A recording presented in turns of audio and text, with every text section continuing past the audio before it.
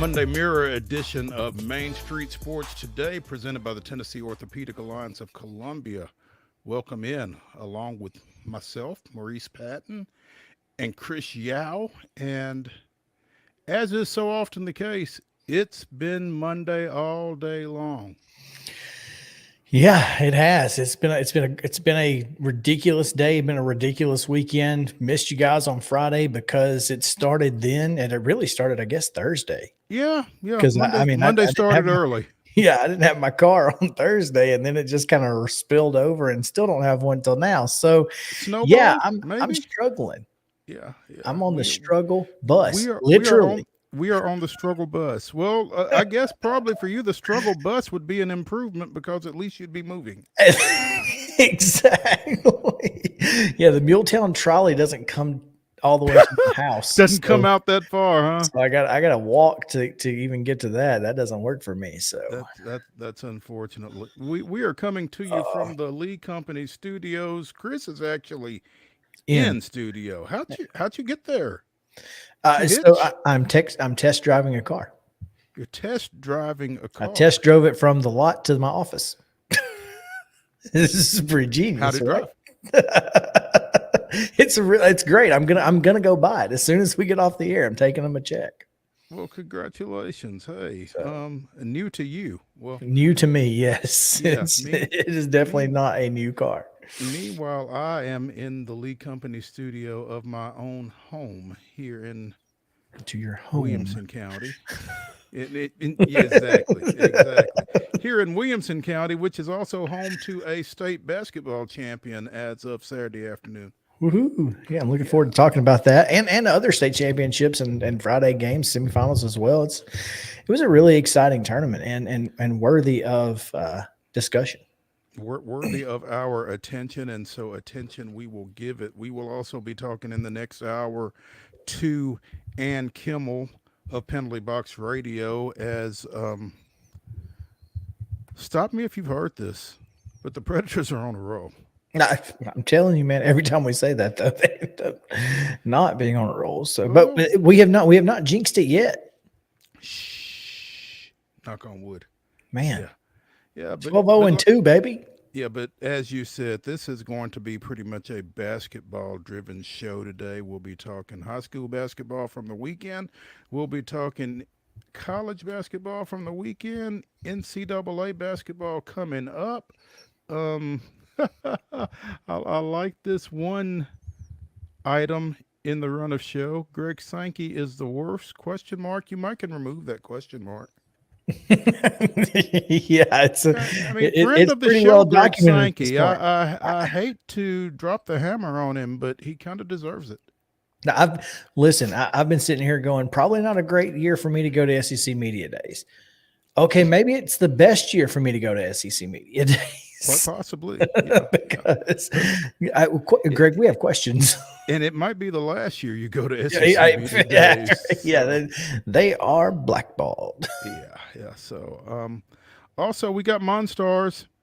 Theoretically, I don't have any, but yet hopefully by then I will. So, same. Gonna be a big show. Gonna be a good show. Looking forward to the next hour and 56 minutes. So, let's go ahead and get into it, Chris, with this weekend's results and today's schedule on the rundown. This is the rundown. The Monday Rundown is brought to you by Zion Christian Academy. Zion Christian offers a faith-based, Christ-centered education in Murray County. Give them a call at 931-388-5831 or visit zioneagles.org to schedule your appointment today. Zion Christian Academy, prepared for college, equipped for purpose. High school boys basketball from Friday. These were state semifinal matchups here. Chattanooga Prep in Class 1A defeated Santa Fe 62-51. In Class 2A, it was Douglas out of Memphis with a 67-39 win over Whites Creek. In 3A, Ridgeway defeated Creekwood 65-29, and in 4A, Independence advanced with a 65-53 win over Rossview. Saturday's championship game in 4A, Independence defeated Cookeville 53-44. It was the first state championship for Independence following last year's state runner-up finish, and as I mentioned, the first one in Williamson County since 1989 when the Franklin High School Rebels defeated Whites Creek 44-42. It was a 2-point game. I don't remember, but I was there. Anyway, baseball from Friday. Columbia Central with a 7-5 win over Ensworth. It was Gallatin down in White House Heritage 7-5. Tullahoma 9, Oakland 2, Riverdale 10, Coffee County 4. Rossview with a pair of victories, 10-4 over Coffee County and 13-2 over South Haven of Mississippi. No, I misread that. Rossview 13, South Haven, Mississippi 2, Rossview 6, Bartlett 3. There we go.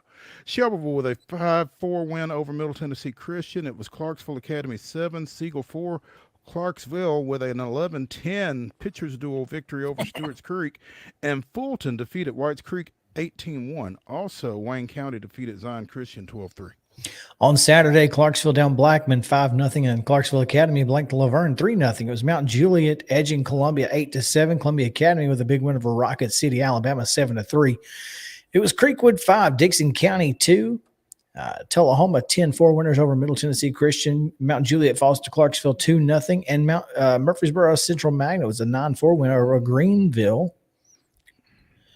Murfreesboro Central also defeated Carnes 3-1, and Oakland doubled up Shelbyville 6-3. That was Providence Academy's 3-2 winners over Watertown. Ravenwood 8-0 over Montgomery Central. Riverdale falls to Tullahoma 2-1. It was Rossview 12, Champaign Central of Illinois 2. Science Hill 17-4 winners over Montgomery Central. Stewart's Creek down Shelbyville 14-2. While Siegel gets a pair of wins, 7-6 over Ensworth and 9-5 over Beach. Zion Christian bounces back with a 13-2 win over Clarksville Christian. On the smaller diamond, softball on Friday, Creekwood doubled up Farragut 4-2. It was Siegel 4, Clarksville nothing, Siegel 5, Creekwood 2, Richland blanked Spring Hill 6-0, and Zion Christian was an 8-0 winner over Mount Pleasant. On Saturday, it was Columbia Academy with a 14-6 win over Riverdale. Community won a pair of games, downing Spring Hill 11-2 and Richland 10-5. Nolensville with a 7-1 victory over Franklin County. Beach also, tough day for Franklin County. Beach down the Lady Rebels 13-1, and Wilson Central with a 5-0 victory over Franklin County. It was Greenwood of Kentucky 5, Gallatin 2, South Warren of Kentucky 12, Gallatin 1. Station Camp with an 18-0 win over Laverne. Loretto fell to Hackleburg, Alabama 7-0, and to Wilson, Alabama 3-1, but bounced back for an 8-4 victory over Lexington of Alabama. That is a weird team to beat in that scenario. I'll take your word for it. Oakland drops a 3-2 decision to Halls out of West Tennessee, but came back to defeat Mount Juliet 9-1 and Marshall County 3-2. Smyrna with a pair of victories, 7-3 over Watertown, 5-0 over Independence, but lost to Mount Juliet 8-6. It was Station Camp 3, Wilson Central 1. Zion Christian won its invitational with a 4-1 win over Community, 6-1 over Richland, 14-0 over Hickman County, and 4-3 over Spring Hill. Boys soccer action from Friday. On the pitch, it was Riverdale 1-0 over Blackman. Dobbins Bennett with a 1-0 victory over Station Camp. Gallatin 2, Knoxville Central 1, Hendersonville 2, Bearden 1. Rockville 1-0 against Oakland. South Doyle with a 4-1 victory over Providence Christian. It was Boaz, Alabama, doubling up Siegel 2-1. Chattanooga Christian and Siegel played to a 1-1 draw, and Zion Christian edged Columbia Academy 3-2. On Saturday, Dixon County down Cook County 5-2. Bearden Cook County. Sorry, it's a long here. Yeah. Bearden was a 3-0 winner over Gallatin. Good Pasture 7-4 winners over Jackson Christian. You see, I'm like, I need to just make this font bigger. There we go. And you give me a hard time. And Buckhorn of Alabama and Providence Christian a 0-0 draw. Pelham of Alabama same with Siegel 0-0. It was Smith County 4, East Robertson won on Sunday. Dixon County blanked Livingston Academy 2-0, and Dobbins, Bennett, and Page with a 0-0 draw. Men's basketball action from Friday, Mississippi State down Tennessee 73-56. Western Kentucky was an 85-54 winner over Middle Tennessee State. And in the NAIA National Tournament, UT Southern took it to Tougaloo 91-84 in the first round, but fell to host Indiana Wesleyan 92-81. So their season ends, but a heck of a run for the Firehawk men. Women's in the Conference USA tournament, it was Middle Tennessee State on Friday, defeating La Tech 62-56. Belmont down to Illinois Chicago 70-65.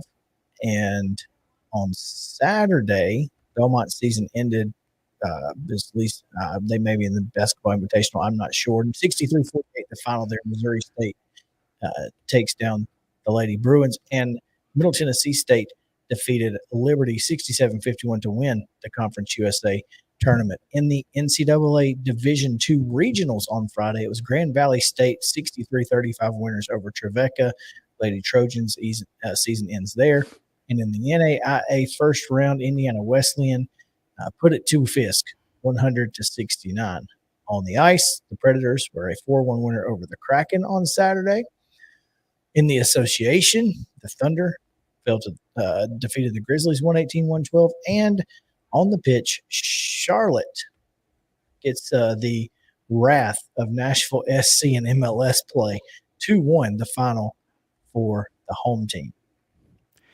Baseball action today at the high school level. Chris, is Rocket City, is that a... I'm pretty sure that's a Tennessee Heat. Okay. All right. That makes sense. Rocket City of Alabama comes to Giles County for a 4:30 first pitch. Also at 4:30, Summertown plays Smith County. At 5, it's South Haven Christian at Zion Christian. Also at 5, Mount Juliet Christian plays at the Middle Tennessee Monarchs. Santa Fe is at Wayne County at 5. Christ Presbyterian goes to Clarksville Academy at 5. At 5:30, Hampshire visits McEwen. Lipscomb Academy is at Riverdale. Stewart County goes to Joe Burns. Blackman visits Coffee County. Culleoka hosts Perry County. Antioch is at Ezel Harding. Stewart's Creek goes to Mount Juliet. Mount Pleasant taking on visit. I just gave you some games that were actually at 6 o'clock. 6 o'clock games. Blackman at Coffee County. Perry County at Culleoka. Antioch at Ezel Harding. Stewart's Creek at Mount Juliet. Mount Pleasant hosting Cornersville. Murfreesboro Central goes to Shelbyville. Rockville is at Smyrna. All of those are at 6 o'clock. At 6:30, Franklin is at Ravenwood. Battleground Academy hosts Providence Christian. Clarksville Northeast goes to Clarksville.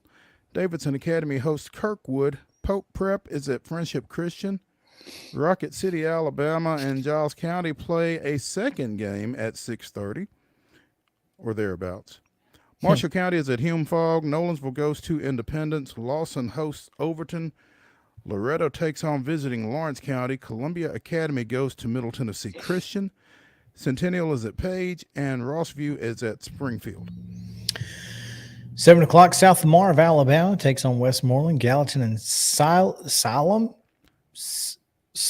Springs, Siloam, I have no idea. Of Arkansas, doesn't matter. And then Eagleville's at Laverne at some point today. Softball action this afternoon. Christ Presbyterian at 4:30 welcomes Middle Tennessee Christian. Ravenwood's at Hume Fogg, same time. Columbia Central will be at Loretto at 5. Mount Pleasant hosts Hickman County at the same time, as does Zion Christian and South Haven Christian at Zion.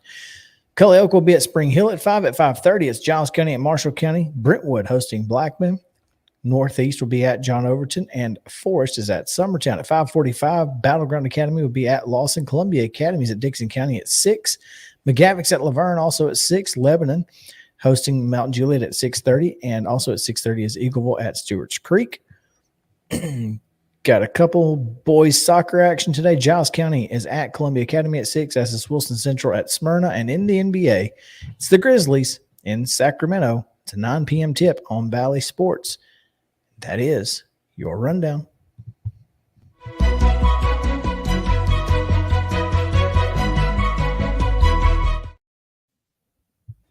Top story brought to you, as always, by Piggly Wiggly over at Neely's Mill in Columbia. Be sure and get through there for their delicious daily deli lunch options as well as their hand cut meats. And everything is cost plus 10% at the cash register. So, Piggly Wiggly, Neely's Mill, Columbia, our top story sponsor. And our top story is 4 gold balls were handed out Saturday at the Glass House as the boys Division 1 basketball championships were decided. And one of those gold balls came back to Thompson Station. Did in fact, man. What a tournament for Independence, man. Never really felt like any of those games were in real doubt late. What's crazy is so they won their opener, they won their quarterfinal matchup against Laverne 88-74. They won 65-53 on Friday against Rossview. And then they win 53-44 against Cookville in Saturday's championship game. I mean, you've watched this team. You know that they like to get out and run. Cookville kind of kept them from being able to do that, yet they were still able to do what they needed to do. And that adaptability obviously went a long way for them in Saturday's championship. And in this, over the course of this season, they've had to play a lot of different ways to be able to be successful, and yet they've done so. Yeah, and every time that I've seen Independence play, obviously Jet Montgomery does a fantastic job, and he puts up a lot of shots. They want him to put up a lot of shots. It's very similar to the Auden Slaughter situation at Santa Fe. Is the green light's there as long as it's a quality shot, and Jet's going to take them. And I thought he shot really well in the championship game, better than I've seen him shoot. In most of the games that we've seen. What I didn't expect, though, was to see, guys like Tylen Lewis not, be as productive on the offensive side. And again, that's mainly because Jet was so productive, and you're looking for the guy with the hot hand, and Jet had it. So, typically you see Tylen with 10 or more points. He only had 7 in that championship game. Corbin Walling, though, man, that kid had some big plays, not just scoring the ball, but a couple of rebounds that were just massive in that first half, particularly to help them take that 13-4 second quarter advantage. Man, just defensively, they did not allow offensive rebounds for Cookville, and that was a big difference, man. So congrats to those guys. Congrats to Jet Montgomery for etching his name in the record book. Yeah, Jet is your tournament MVP after that 28-point performance in the championship game. And, apparently one of the assistant coaches after the Rossview game said, we've not really seen a Jet Montgomery game in a minute. And so he comes out and he goes 7 of 15 from the floor, 3 of 7 from behind the arc, hit all 11 of his his free throws. He hit every free throw in the tournament, didn't he? No, he missed one against Laverne. Well, it must have been the first one because he hit 24 straight or something. Yeah, he was 24 of 25. So it may very well have. He hit 24 straight, which is a tournament record. That's pretty solid. Yeah, he was 24 of 25. He was 5 of 6 against Laverne. So, like you said, it must have been his first one. He got that one out the way, so there you go. So he can hit the rest of them. There you go. Yeah, we'll get this miss done and over with, and then let's go from here. In 1A, Chattanooga Prep, following their 62-51 semifinal win over Santa Fe, defeated Frank Hughes 64-41 in the championship game. And, first of all, hats off to Frank Hughes. Student body in grades 9 through 12 of less than 100. I've heard 84. I've heard 93. I'm not sure exactly. I think what 93 is the number. But that's what I saw on TWSAA.org. But well, you'd like to think they would know. I mean, it may be 84 today. I mean, some kids may have dropped out or didn't show up or any number of things, transferred or whatever. But less than 100. It is fewer than 100. That's correct.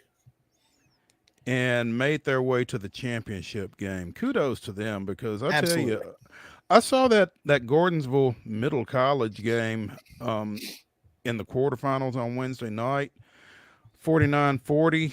Gordonsville with the win in overtime, and that may have been one of the hardest fought ball games I've ever seen. There were bodies flying all over the place in that one, and I don't want to say that Frank Hughes caught a break necessarily, but I don't know how fresh Gordonsville was at 2:15 on Friday after that. And Frank Hughes gets by the Tigers 48-43 to get into the championship game. And this Chattanooga Prep team is really good. And They are really good. Now we are hearing a lot about charter schools and that kind of thing, and do they belong, and this and that. And I don't know. I'm super conflicted about it. And I do think that it's interesting that a 1A program in a city that has 84,000 people or something in its city proper, that doesn't include, outside the metro area, that they can also take from.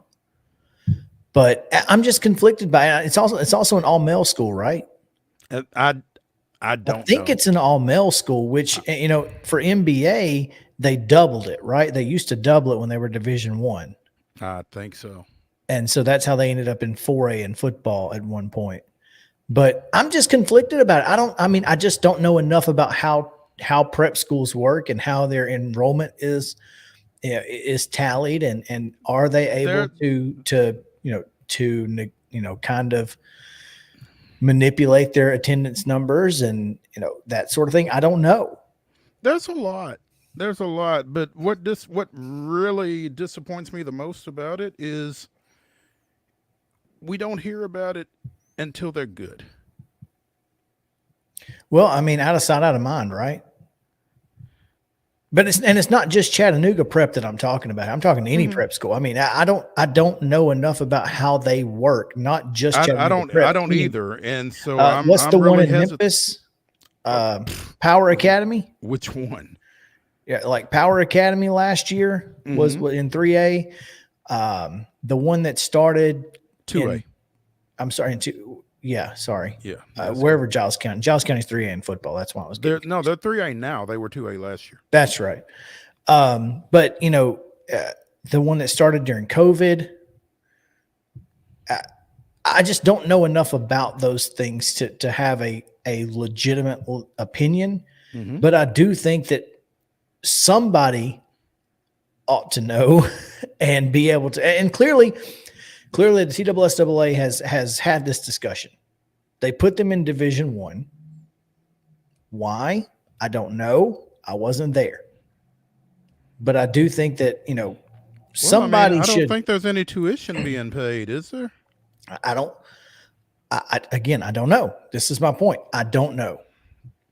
Well, I think that would be the difference in being in Division II and being in Division I is that.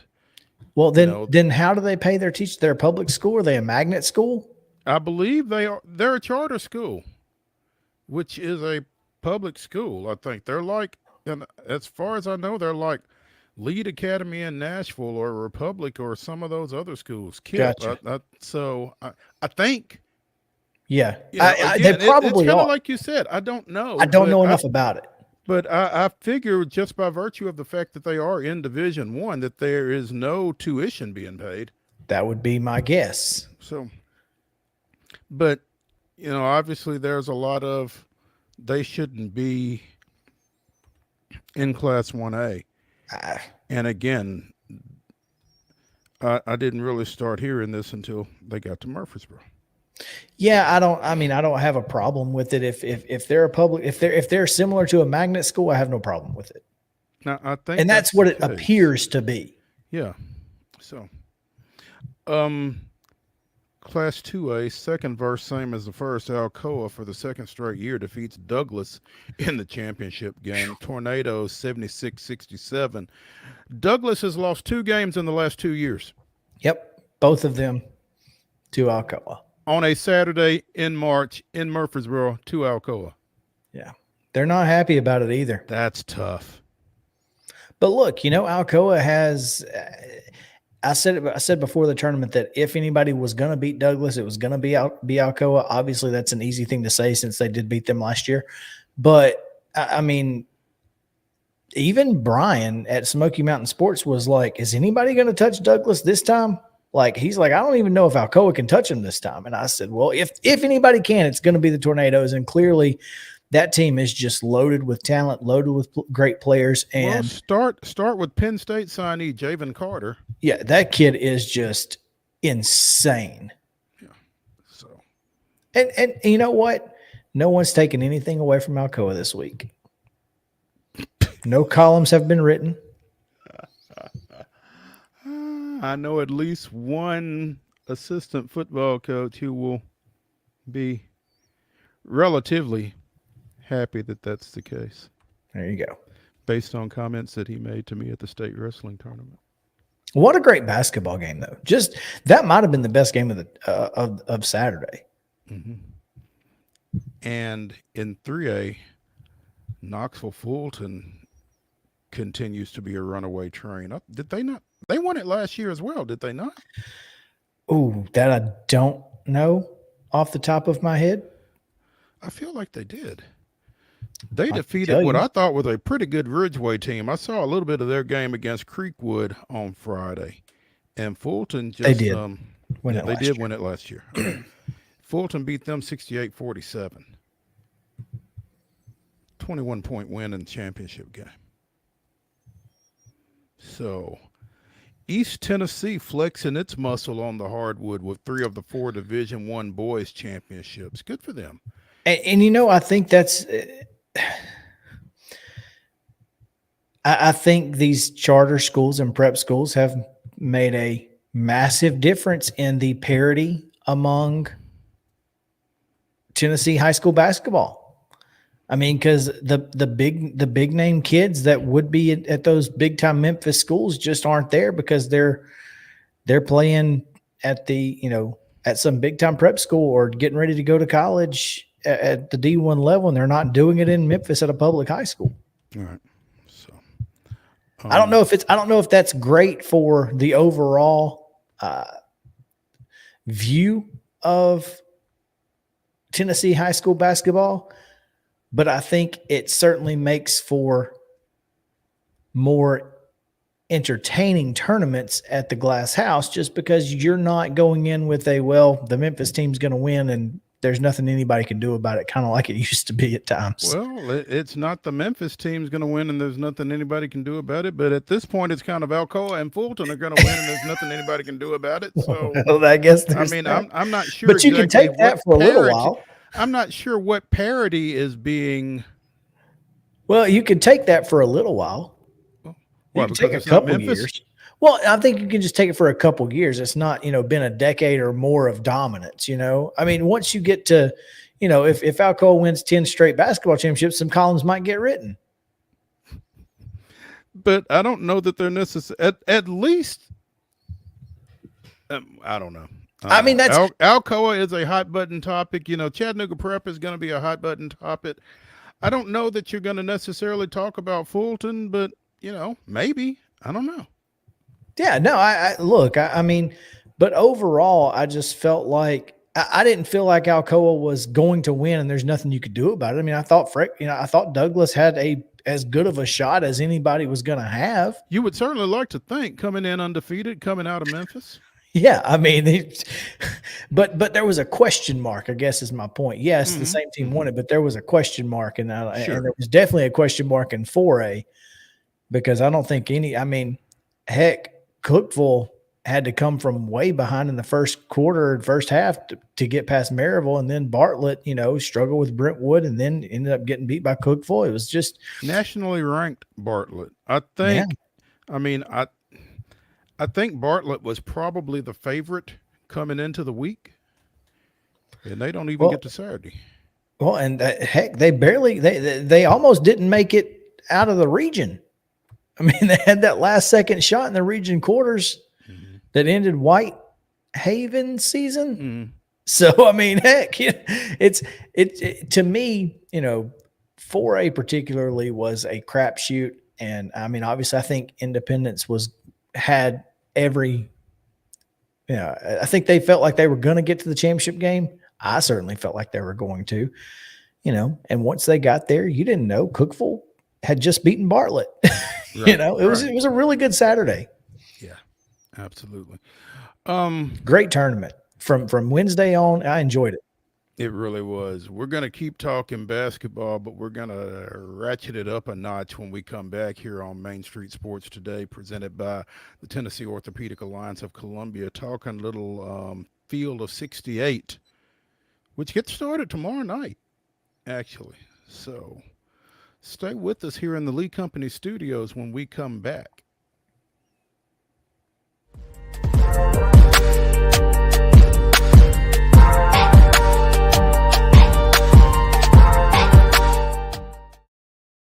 Whether you're an athlete or a weekend warrior, when it comes to your performance, don't settle for anything less than excellence.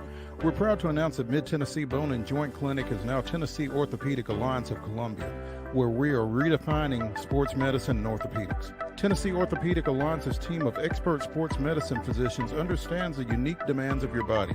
TOA Columbia specializes in personalized orthopedic care, offering state-of-the-art treatments for everything from sports injuries to joint replacements. Learn more at toacolumbia.com. With Lee Company technology, the best handymen are hands-off. Lee Company techs have been using visual findings and other smart technology tools for years to add transparency and virtually take customers along. You see what we see, whether we're in a crawl space or on a roof. With Lee Company, technology helps us help you, no matter what's happening in the world or at your house. Jones & Lang Sporting Goods here in Columbia has been outfitting teams, officials, and anybody else from T-ball to college for 50 plus years. Be sure and check them out at 931-388-8060 or online at jonesandlang.com. Jones & Lang Sporting Goods, the look of a winner. Zion Christian Academy, zioneagles.org or 931-388-5731. You can schedule your appointment. Go tour their campus. It is beautiful over there, and you're definitely going to want to see it. Again, it's zioneagles.org. Give them a call, 931-388-5731, and schedule your tour today. Custom Stone Handler supplies over 600 distributors and suppliers with quality stone products. Along with River Stone, we produce and distribute over 100 building, landscape, and other bulk products. Our goal is to provide quality products, service, and partnerships to ensure our customers' success. We firmly believe that the measure of any person or company is how they treat other people and customers. Give them a call at 931-490-4990 or visit CustomStonehandlers.com. A game without a crowd is just a scrimmage. A performance without an audience is just a rehearsal. Without your presence, high school sports and the performing arts aren't possible. Ensure that these essential extracurricular activities continue to enrich the lives of students in Tennessee. Purchase a ticket to your local high school's game or performance. This message presented by the TSSAA.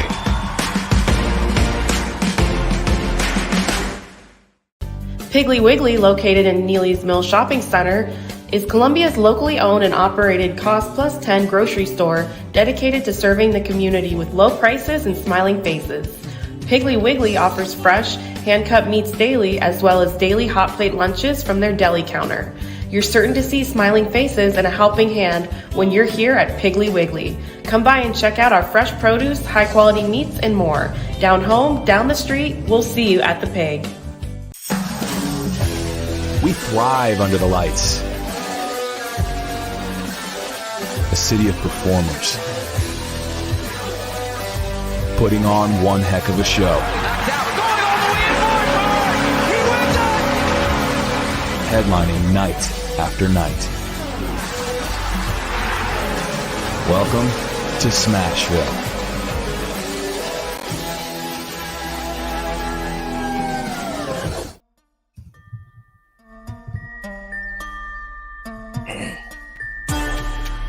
Welcome back to the Monday Mirror edition of Main Street Sports Today, presented by the Tennessee Orthopedic Alliance of Columbia. I'm Maurice Patton. That's Chris Yao. And March Madness is officially here. We got the brackets yesterday. The field of 68 for both the men's and the women's NCAA tournament has been set. And from everything I hear, UConn seems to be the favorite to win this thing again. Is that basically what the experts are saying that you're hearing, Chris? That is the consensus among most television experts. Now, Quote, what I'll tell you is, experts. ain't nobody said UConn was going to win it last year. Not nary one of them. So, Well, not only did nobody say UConn was going to win it last year, but nobody said they were going to play San Diego State in the finals either. So after San Diego State beat Florida Atlantic, maybe, yeah. didn't nobody say that was going to happen, right? Right, So, right. So you know, just never know, man. take it with a grain of salt. But It's NCAA tournament. There's a reason nobody's ever had a perfect bracket, Mo. they do kind of have a feel to them, though, from the way that they have gone through this season. It really kind of feels like an if not UConn, then who kind of thing.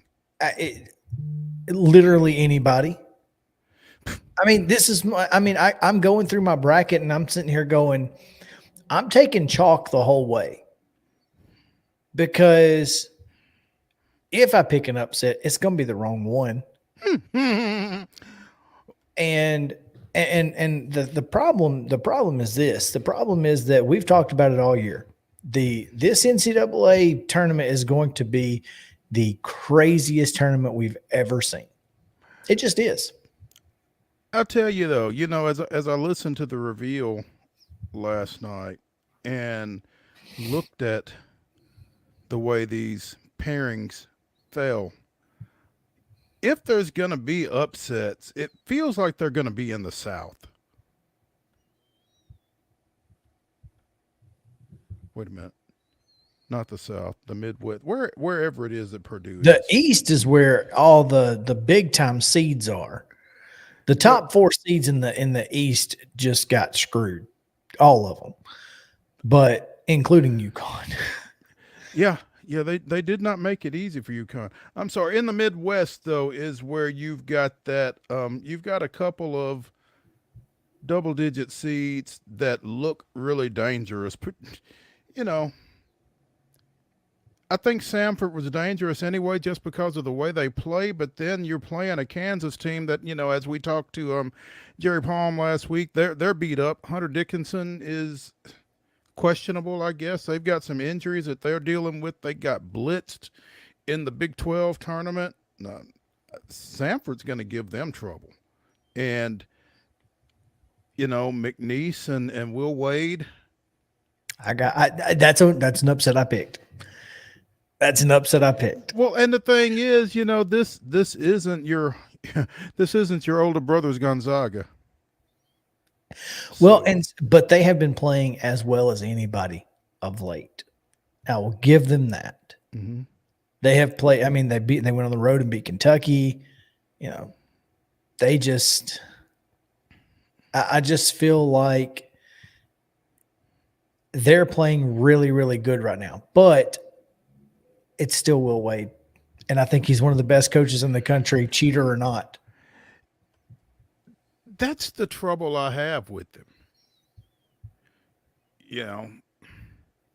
What if he uses powers for good? Well, in this era of college sports, maybe he is. He can do all of the things he was doing before the FBI investigation, and nobody can stop him. Well, because there are no rules. There are no rules right now. And as they say at Outback, no rules, just right. Just right.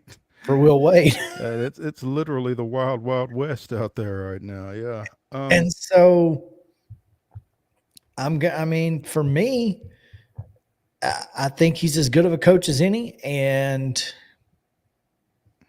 congrats to McNeese on their second round berth. Yeah, Gonzaga. McNeese and Samford. McNeese, Samford. I got College of Charleston beating Alabama. Mm. I'm telling you, this is going to be the craziest year. But the reason I have them, if you go look at Blake Lovell's Twitter, he kind of lays it out pretty well. The College of Charleston shoots the three ball better than anybody in the country. Alabama plays defense worse than anybody in the country, and so that's not a good combination. It's not a good combination. Not a good, especially in the NCAA tournament when three balls. If you're hot from behind the arc, you are very likely to win the game. Period. Especially in the first two rounds.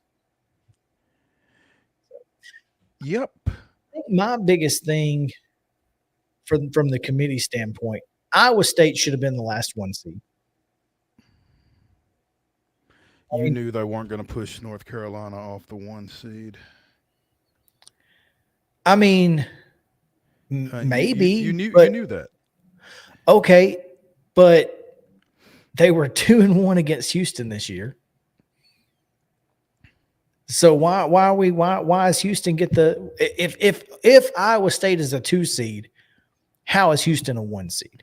Same thing with Kentucky and Auburn, right? If Kentucky's a 3, how's Auburn a 4? Like, come on now. Oh, so what you're saying is you want it to make sense, huh? Well, I mean, here's the thing, though, and this is very different from. Yes, I would like for it to make sense, but only because the committee literally puts out an entire booklet that says, "Here's how we're going to do it," and then they don't do it. And so, like, that's the problem I have. Is like just be like the football committee and just say it's our decision. No rules, just right. It's whatever we feel like is best, and that's just the end of it. Sorry. Yeah. But like Nevada, we're not explaining anything to you. Nevada should have been probably 10 or 12 spots higher than they were in the overall seed. Mm-hmm. Boise being in the first 4 is absurd.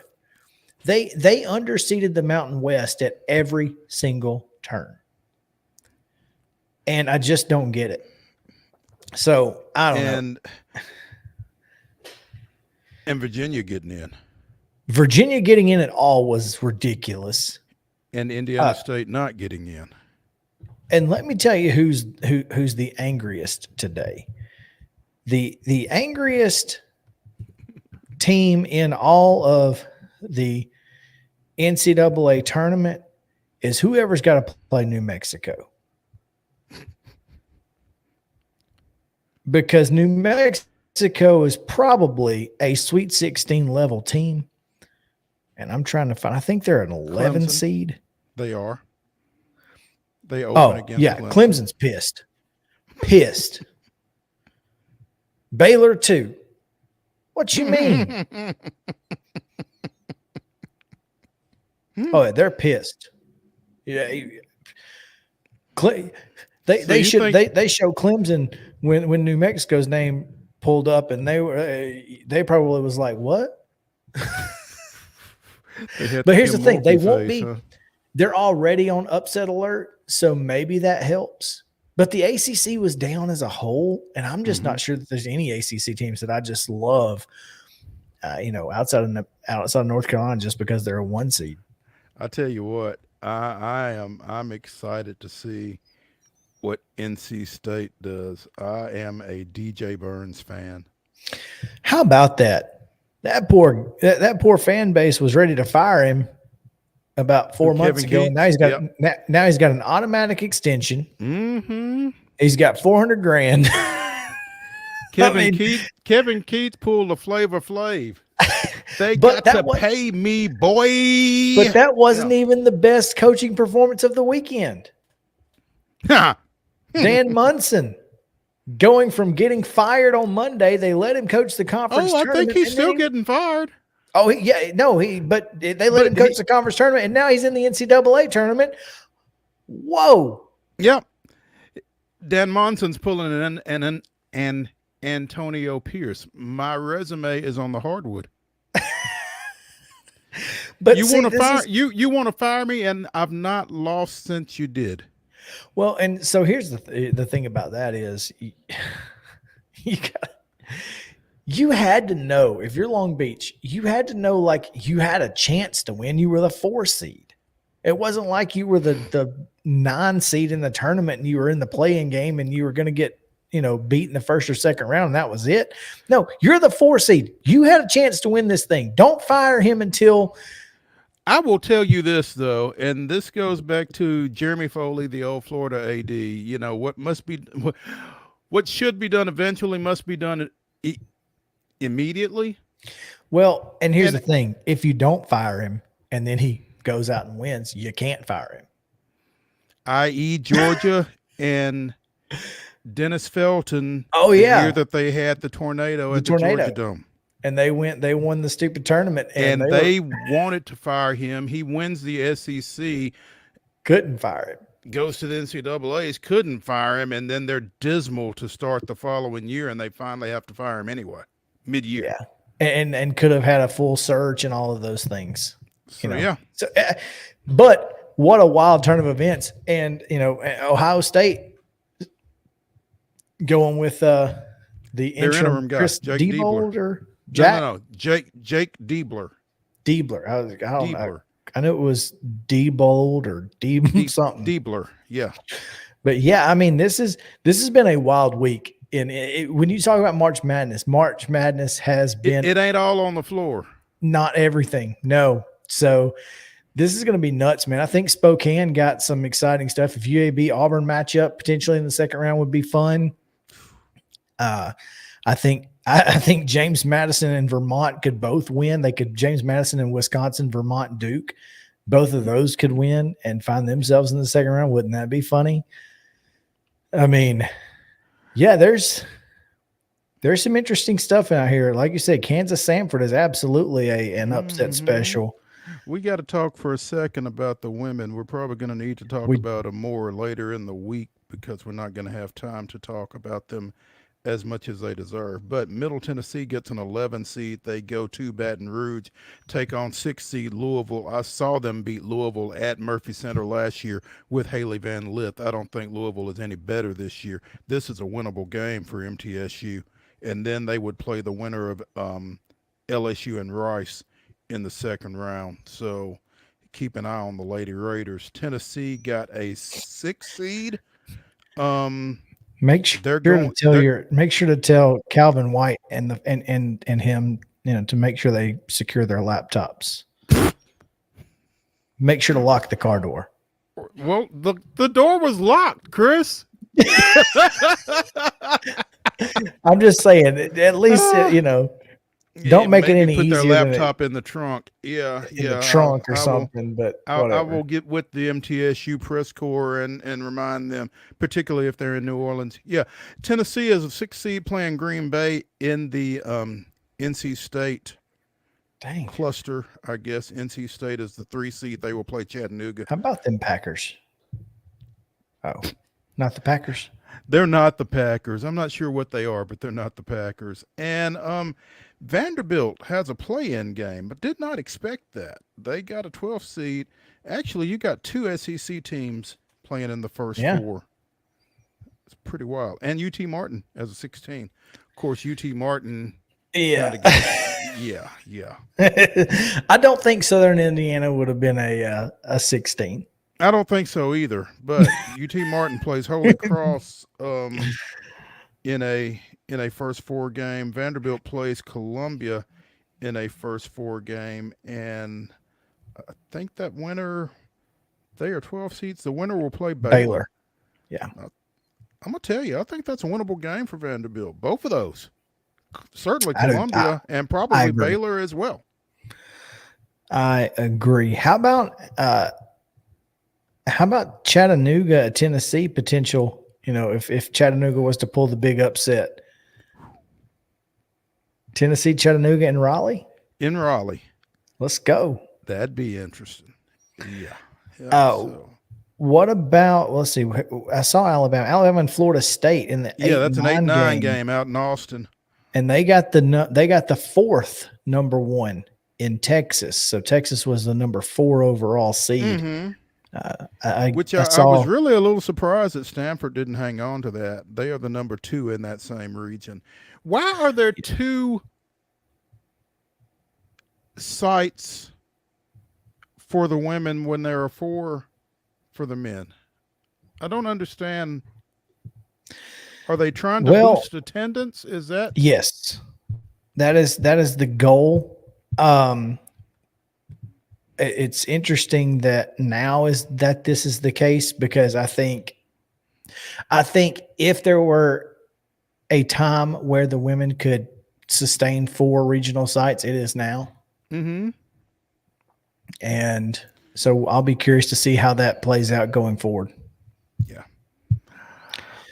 Chris, let's take a break. Let's come back and let's do our MON-STARS. So let's do it. We're going to take a break here on Main Street Sports Today, presented by the Tennessee Orthopedic Alliance of Columbia. Come back with our top performers from the weekend. Stay tuned.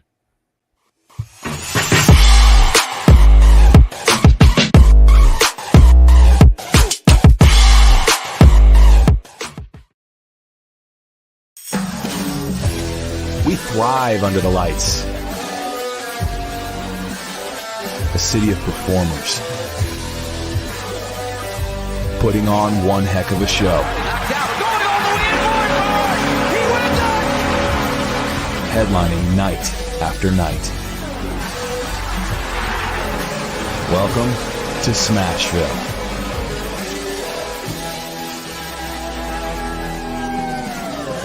Whether you're an athlete or a weekend warrior, when it comes to your performance, don't settle for anything less than excellence. We're proud to announce that Mid-Tennessee Bone and Joint Clinic is now Tennessee Orthopedic Alliance of Columbia, where we are redefining sports medicine and orthopedics. Tennessee Orthopedic Alliance's team of expert sports medicine physicians understands the unique demands of your body. TOA Columbia specializes in personalized orthopedic care, offering state-of-the-art treatments for everything from sports injuries to joint replacements. Learn more at toacolumbia.com.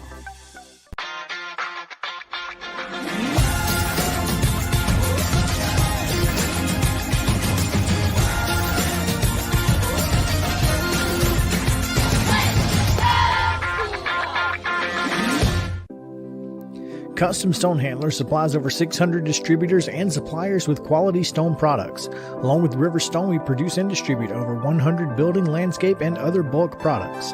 Our goal is to provide quality products, service, and partnerships to ensure our customers' success. We firmly believe that the measure of any person or company is how they treat other people and customers. Give them a call at 931-490-4990 or visit CustomStonehandlers.com. A game without a crowd is just a scrimmage. A performance without an audience is just a rehearsal. Without your presence, high school sports and the performing arts aren't possible.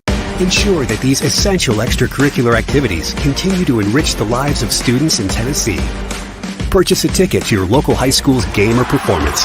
This message presented by the TSSAA.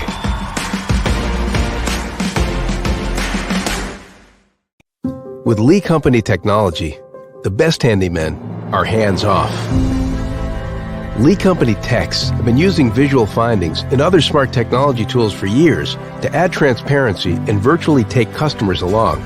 You see what we see, whether we're in a crawl space or on a roof. With Lee Company, technology helps us help you, no matter what's happening in the world or at your house. Piggly Wiggly, located in Neely's Mill Shopping Center, is Columbia's locally owned and operated Cost Plus 10 grocery store dedicated to serving the community with low prices and smiling faces. Piggly Wiggly offers fresh, hand-cut meats daily, as well as daily hot plate lunches from their deli counter. You're certain to see smiling faces and a helping hand when you're here at Piggly Wiggly. Come by and check out our fresh produce, high-quality meats, and more. Down home, down the street, we'll see you at the Pig.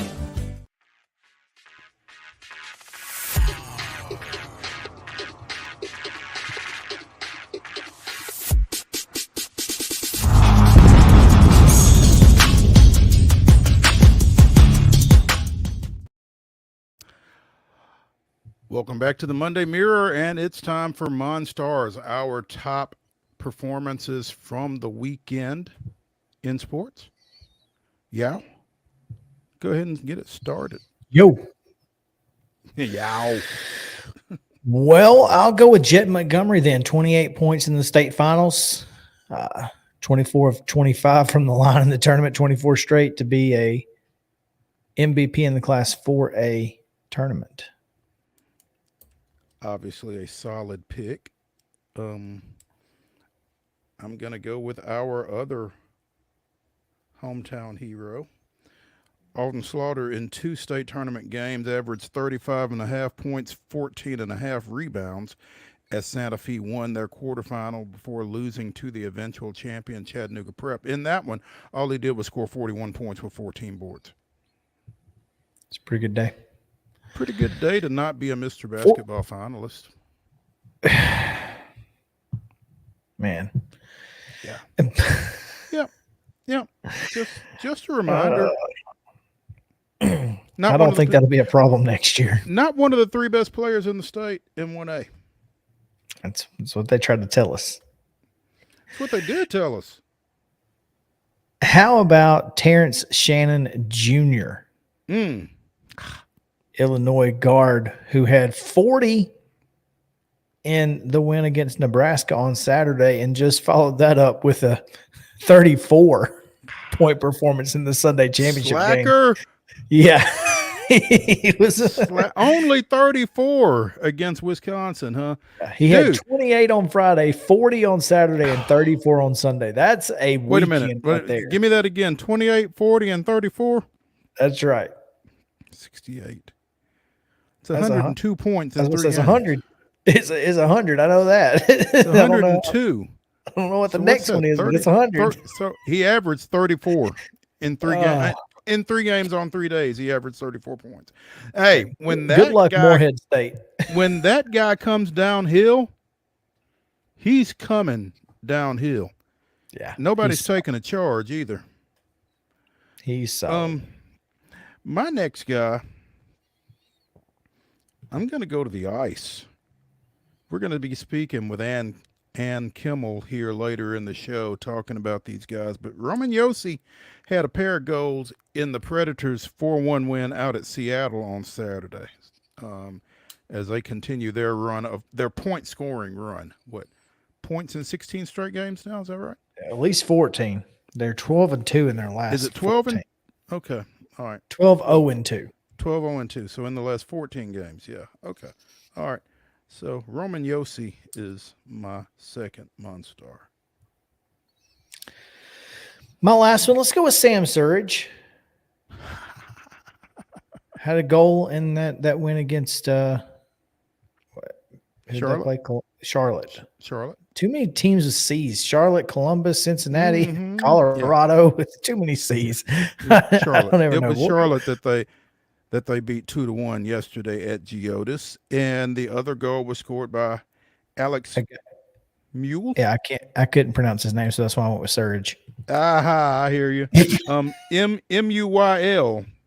I'm gonna go with Mule until Valère comes on and straightens us out. So yeah, he scored the final goal, which stood up as the game winner in that 2-1 win over Charlotte. So yeah, those are our MON-STARS for the week. And, shout out to UC, who had 23 saves in that 4-1 win over the Kraken. The Kraken were not released Saturday. There you go. Yeah. All right. Quick break. Come back. Talk a little bit more college athletics, maybe away from the floor, because Chris clearly all in his feelings regarding the Southeastern Conference commissioner. If you could see the run of show, you'd understand what I mean. I'm sure he'll tell you more when we come back for the second hour of Main Street Sports Today, presented by the Tennessee Orthopedic Alliance of Columbia. Join us here in the Lee Company studios after this break.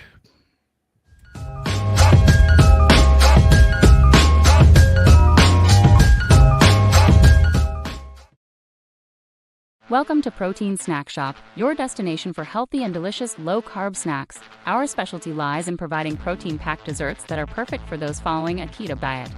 Our products are made with high-quality ingredients, ensuring that you can satisfy your cravings without compromising your health goals.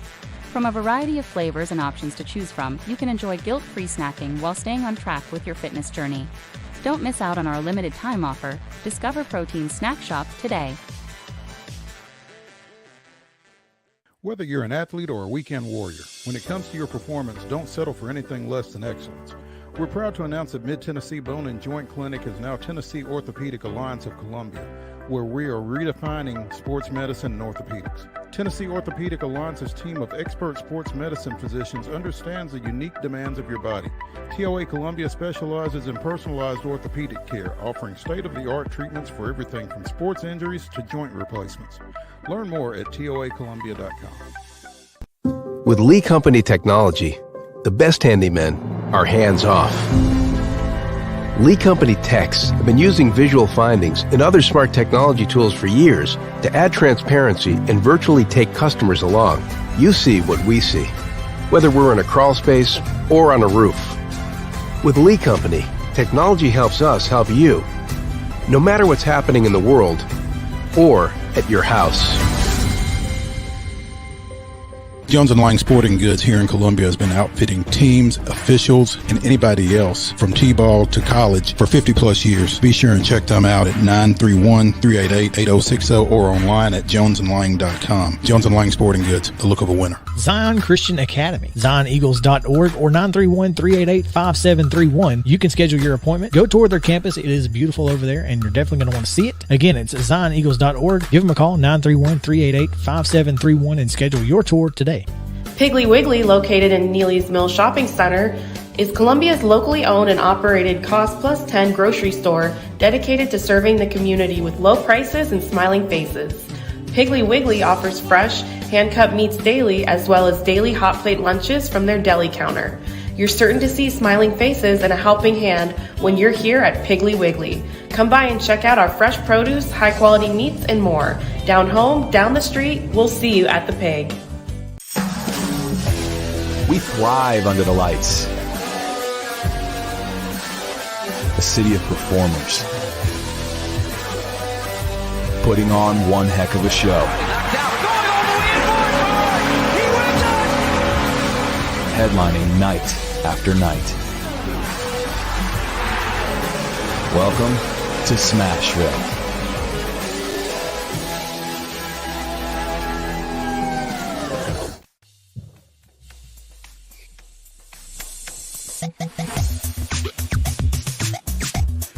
The Monday Mirror edition of Main Street Sports Today goes into its second hour.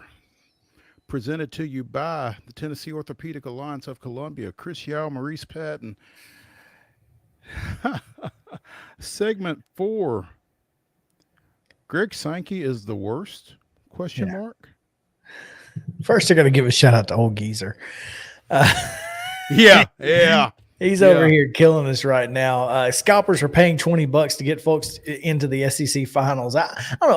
Auburn typically brings a pretty good crowd. I had a lot of friends who are Auburn. Auburn has a lot of alumni here in Nashville as well. I know at least 3 personally. Yeah, so. I saw a bunch of my friends who were at the SEC tournament finals, and they were sitting in the 300s. So it certainly wasn't as bad as the AAC, which, they could have played at, Frisco High School and not been sold out.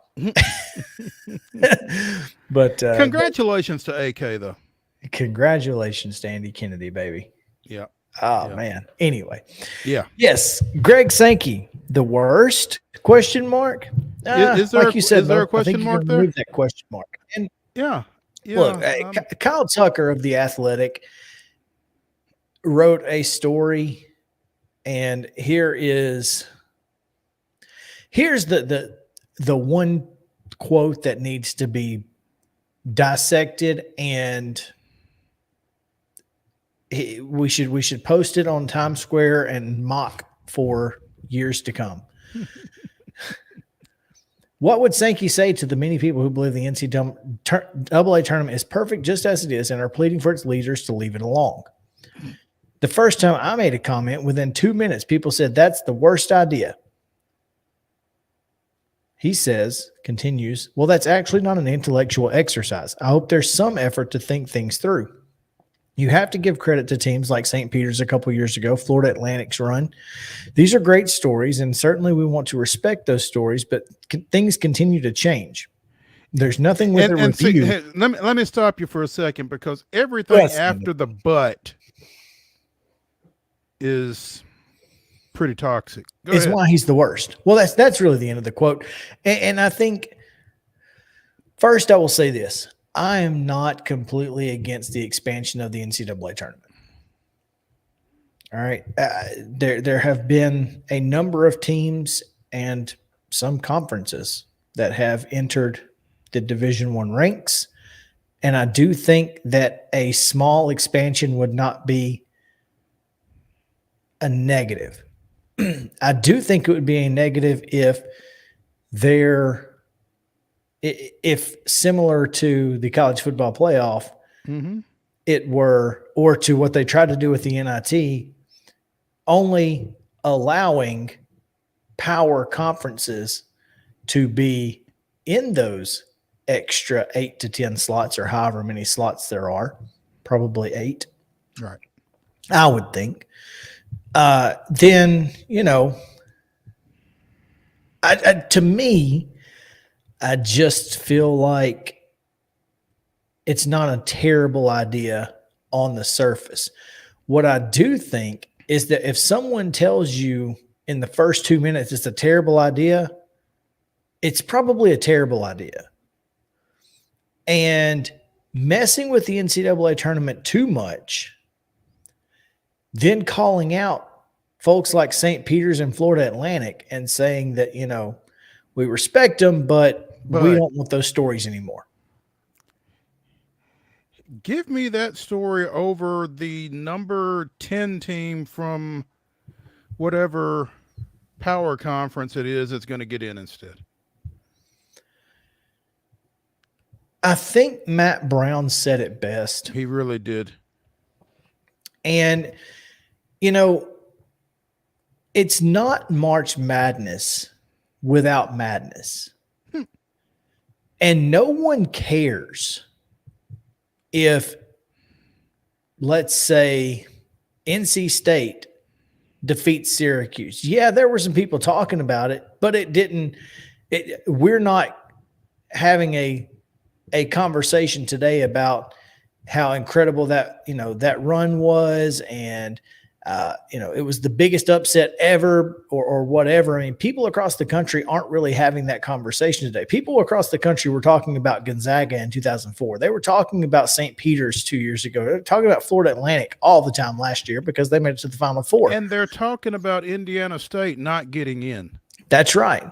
That's where we're at. And it's not madness if no one cares about the quote unquote upsets. You can put NC State at 11, but if they beat Virginia or whatever, no one's going to care. It's not that big of a deal. It's a power conference team beating a power conference team. Power conference team. That happens all the time. Big dang deal. No one cares. And if you remove the madness, I don't know if you know this or not, and then this may not be a conversation that's being had on your social media, but I have seen it in a number of places on my social media, and have had conversations with people who have changed my mind about the fact that there are no stars in college basketball, men's college basketball right now. There's nobody that is a household name. Doesn't mean there aren't great players. Dalton Connect's a great player.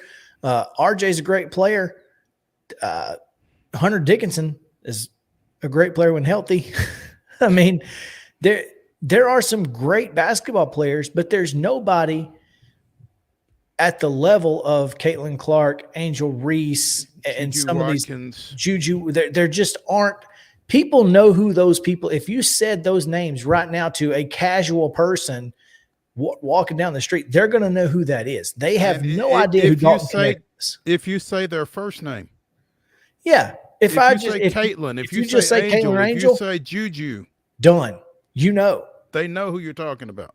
You know who they're talking about. None of that is the case. You can have great players. I don't think anybody would argue that knows. Anybody who knows would tell you that Eddie Brown was a great arena football player, right? Mm-hmm. Doesn't matter if nobody knows your name. If only the people who are a fan of that sport, who are a real fan of that sport, know who you are, you're not a star. And You you're need going somebody to that kind of remove, transcends a little bit. you're going to remove the star. You're going to remove the madness. You're going to remove the Dougie buckets. You're going to, that's the kid from St. Peter's that went to Bryan or whatever. You're going to remove that from the equation. You're going to remove Larry Nerd. And I hate to tell you, but if you start removing that, you're going to start removing dollars. What's good for college basketball is good for the Southeastern Conference, and Greg Sankey hasn't quite figured that out yet. Well, that's because Greg Sankey thinks that the only thing that matters is football. And here's Then why does he care about basketball? Why won't you just shut up? Well, Greg, here's the thing. shut up. Probably his SEC basketball coaches should be pulling him to the side and saying, Greg, slow your roll. Calm down, buddy. You're gonna say something you're gonna regret. He may already have. Because, I mean, this hasn't landed well, for the most part. No, I don't. I have not seen. I don't know where it has landed well. I have not seen a single social media post in favor of it. And as you mentioned, Matt Brown, friend of the show, at Matt Brown EP, extra points. The D1 college basketball tournaments are the most accessible postseason event to casual American sports fans, period. It isn't because casual sports fans can understand each individual rivalry or because they can appreciate the nuance of a well-executed Princeton offense. It's because the meritocratic beauty of the bracket lines up perfectly with the mythos of the American dream. That with enough talent and pluck, the David can defeat Goliath. The buff future Dennis can defeat the future NBA All-Stars. The Sons of Toll can defeat whoever gets to go to Yale and Duke. And we've seen it. Mm-hmm. Dunk City. God, George Mason. They were a 14 seed. FAU. St. Peter's, like you said. I mean, we've seen those. Murray State was one of those at one time. Middle is the first school that has beaten a Power 5 program 2 years in a row from a 12 seed or lower. Well, and that just so happens this day in history, March 18th, 2016. Yes, sir. Middle beats Michigan State 90-81 in the first round of the tournament to advance, and then they defeated Wisconsin, yeah. So 2 Big Ten teams. Yeah. Those are the days. That's yearning for those days. But yeah, I mean, it's and to legislate that out again for another Big Ten team or another ACC team or another SEC team. It's already hard enough for those conferences. I mean, I'm fine if we want to, again, if we want to expand the tournament. I don't think 96 is the answer, but I do think that. Well, not only is 96 not the answer, but 96 is definitely not the answer if 20 of those 28 extra spots are going to go to power conference teams. Right. That's where I'm at. I mean, I would be fine with expanding it to a point where we can include some more mid-majors. To where we know Indiana State's going to get in. Right. where Indiana State a very deserving team. Now I know there were bid stealers all over the place. North Carolina State bid stealer. There were more bid stealers than probably should have been. I think UAB was a bid stealer. Probably. I don't think they were getting in without winning the conference tournament. But South Florida should have gotten in. South Florida should have been in. I mean, those are things that I would be in favor of. I'm not in favor of expanding the tournament, like you said, just to get in more 14-loss Power 5 teams. If you lose 11 conference games, you ought to be out. Period. Can I have a losing record in conference and be one of the best 68 teams in the country? Or 96 for that matter. You just can't. Anyway. Yep. Speaking of 17 lost teams, the NIT. The NIT goes away with expansion, right? Well, I mean, if it's to 96. Yeah.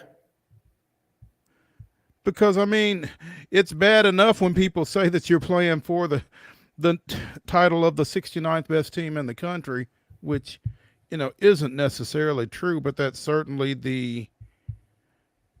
a talking point around the NIT. And so now if you go to 96 teams, then you're playing for the 97th best team. Right. And who wants that? Yeah.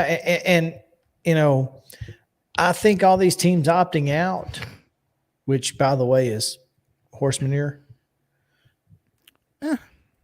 No, play.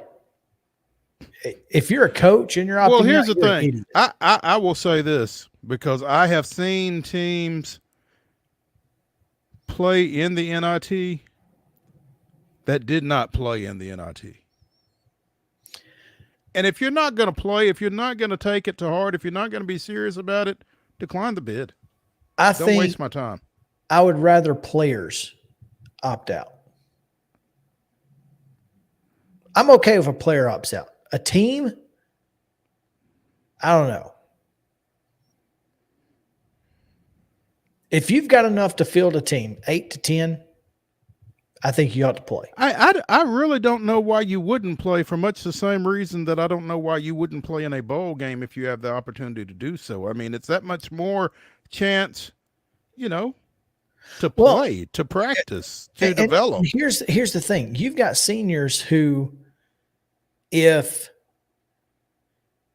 they didn't get selected for the NCAA tournament, if their team didn't get selected, you know, they put their jersey on for the last time and didn't know it. They didn't get a chance to prepare for that. I think for your seniors, you do it. I think for your young kids, you do it. For different reasons, obviously. And here's, by the way, when Villanova hosts VCU and UCF and South Florida and whatever,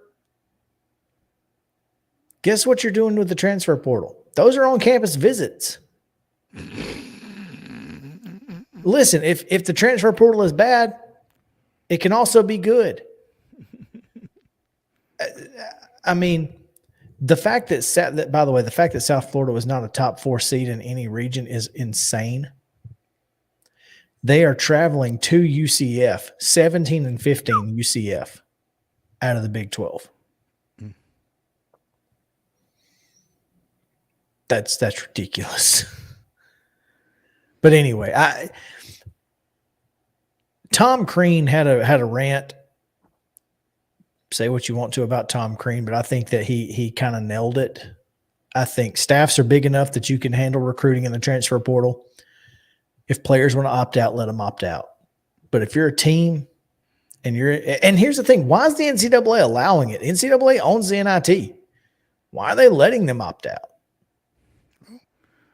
Why make somebody play that doesn't want to play? Because the NCAA still cares about money. And Indiana brings in money. You know what I mean? I mean, Indiana is going to sell some tickets. Well, apparently North Carolina turned it down last year, and Oklahoma, Pitt, and St. John's all opted out this year in addition to the Hoosiers. St. John's opting out is a little funny, right? I mean, you're St. John's, but whatever. I mean, I don't know. But now we're sitting here and we've got, we've got the North Texas is in. We've got, there's some teams in this that are probably shouldn't be in it that are, because of other teams opting out. And it's just like, I don't know, man. The NIT used to mean something. And I think it still should. Well, the NIT used to mean something when you were only taking, 48 teams to the NCAAs, 32 teams to the NCAAs. I mean, now that you're taking 68 teams, I'm not sure exactly what it does mean. And again, as we consider, further expansion, I would not be opposed to the NIT being only mid-majors. Now, how do you define mid-majors? I think that's a slippery slope. But whoa, wait a minute. You're going to exclude the Power Five from something? But I'd watch it. Oh, you'd watch it? I'd watch it. I think a lot of people would watch it. That people would watch it, but can you imagine the hue and cry from the high majors? Well, they're going to be in that NIL tournament anyway. The postseason NIL tournament? The postseason NIL tournament that's going to have Wake Forest and Georgia in it. This is the first year of the new look NIT. Top 2 teams from the net rankings from each of the major 6 conferences that did not make the NCAA tournament field will get the first 12, or did get the first 12 NIT automatic bids and host. Did they? I mean, did any of those opt out? Well, I would assume. I would think some combination of Oklahoma, Pitt, St. John's, and Indiana. You would think that some of them were kind of fell into that. I don't know, because we don't have a listing of NITs. I don't have the net. In front of me. But I would think that they would be in it. You would think that some of those would have been in it. Yeah. I mean, because Pittsburgh they were kind of one of the last ones out, weren't they? Pitt was the last 4 out. Who else was the last 4 out? Oklahoma? I think Oklahoma was the last 4 out. Indiana State was the last 4 out. Indiana State was the highest 29th ranked net team to ever be left out of the tournament. 29. Which is absurd. Yeah.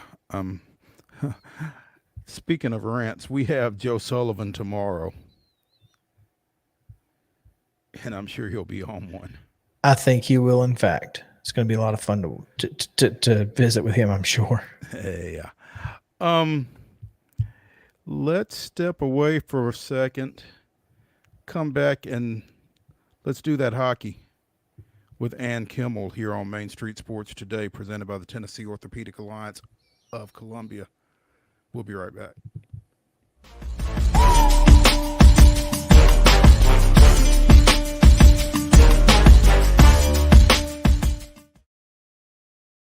Whether you're an athlete or a weekend warrior, when it comes to your performance, don't settle for anything less than excellence. We're proud to announce that Mid-Tennessee Bone and Joint Clinic is now Tennessee Orthopedic Alliance of Columbia, where we are redefining sports medicine and orthopedics. Tennessee Orthopedic Alliance's team of expert sports medicine physicians understands the unique demands of your body. TOA Columbia specializes in personalized orthopedic care, offering state-of-the-art treatments for everything from sports injuries to joint replacements. Learn more at toacolumbia.com.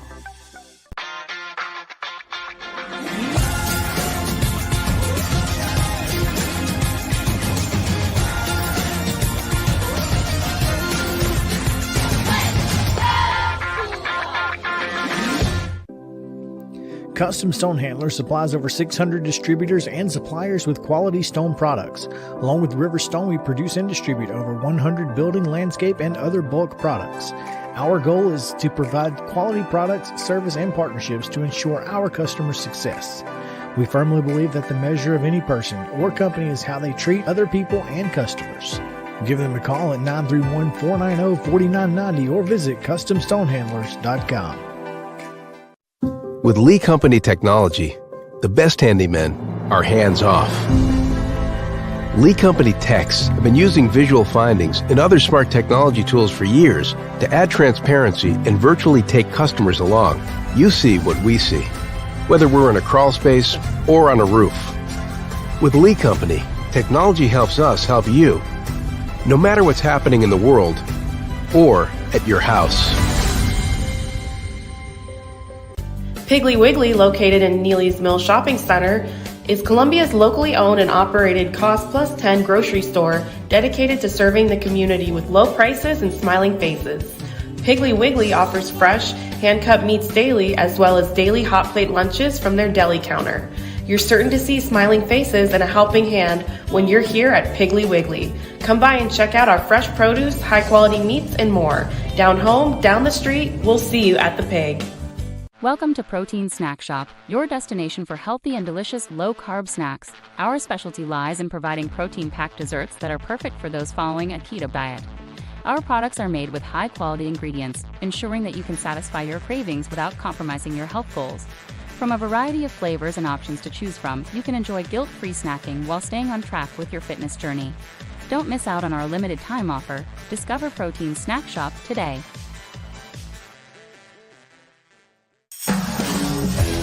We thrive under the lights. A city of performers. Putting on one heck of a show.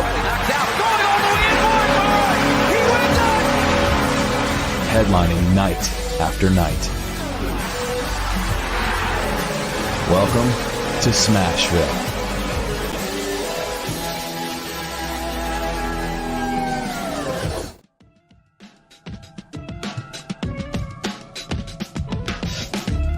Monday Mirror continues here on Main Street Sports Today, presented by the Tennessee Orthopedic Alliance of Columbia. Maurice Patton, Chris Yao, and we are now joined by Penalty Box Radio's and KIMMEL.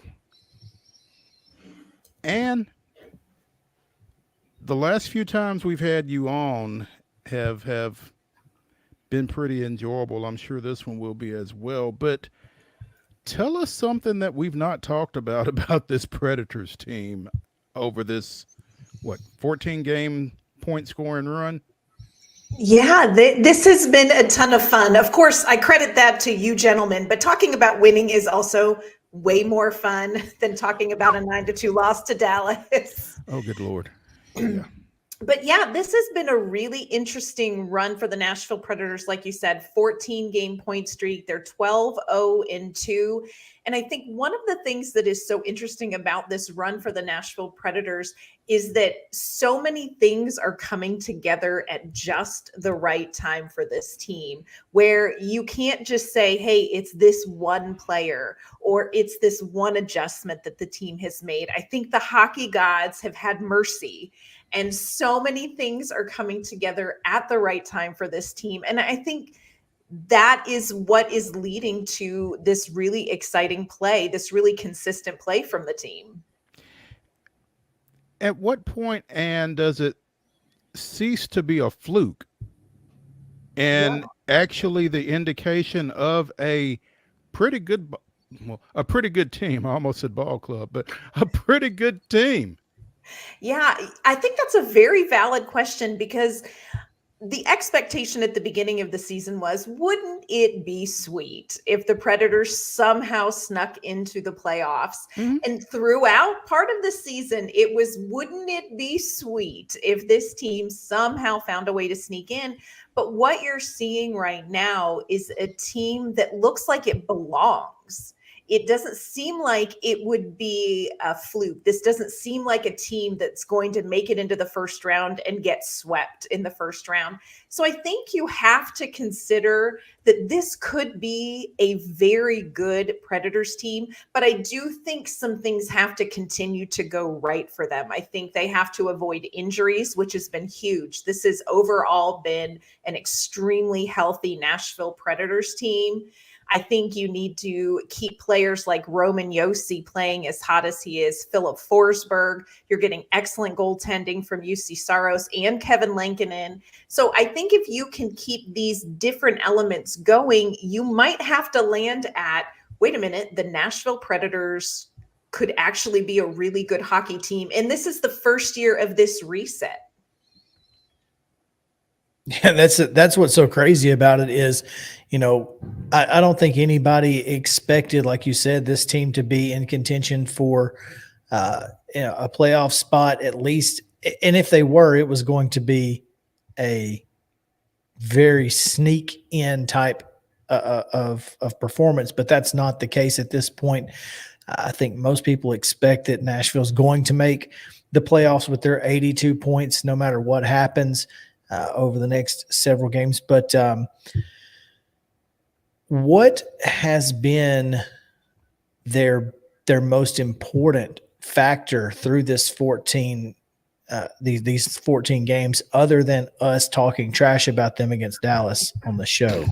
Okay, I don't want to discount that. I do think that we all deserve a little credit. So I agree. Let's not discount that totally.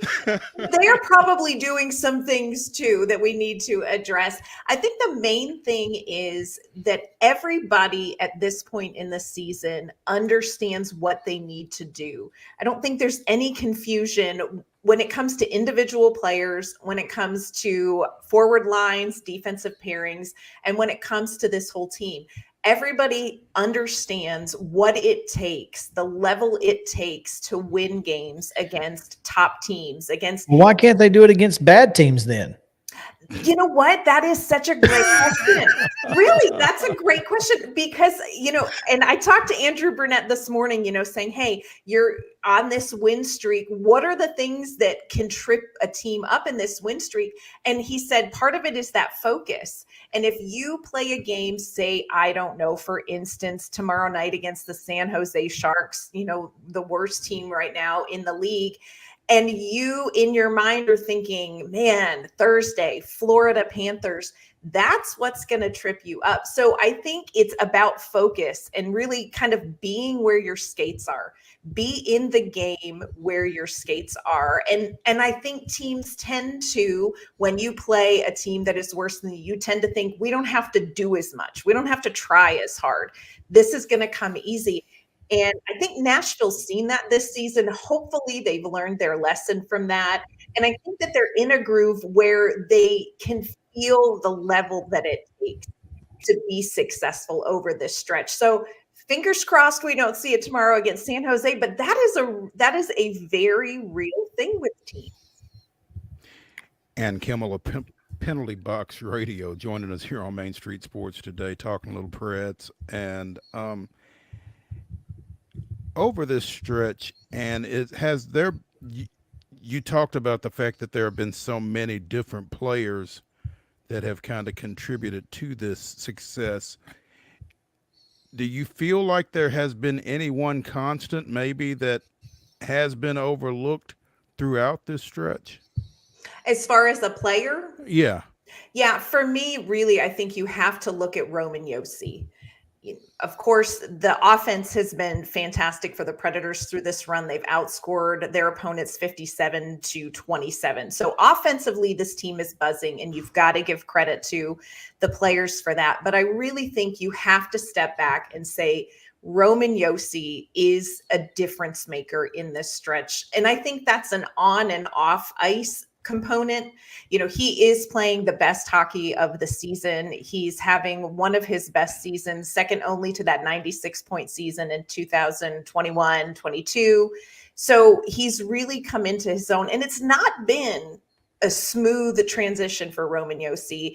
This new system required something different of him, but I think he's settled into that. And over this stretch of hockey, you see him offensively contributing. You see him being so reliable defensively. He and Dante Fabro, before Fabro was injured, that was a very good shutdown defensive pairing for the Predators.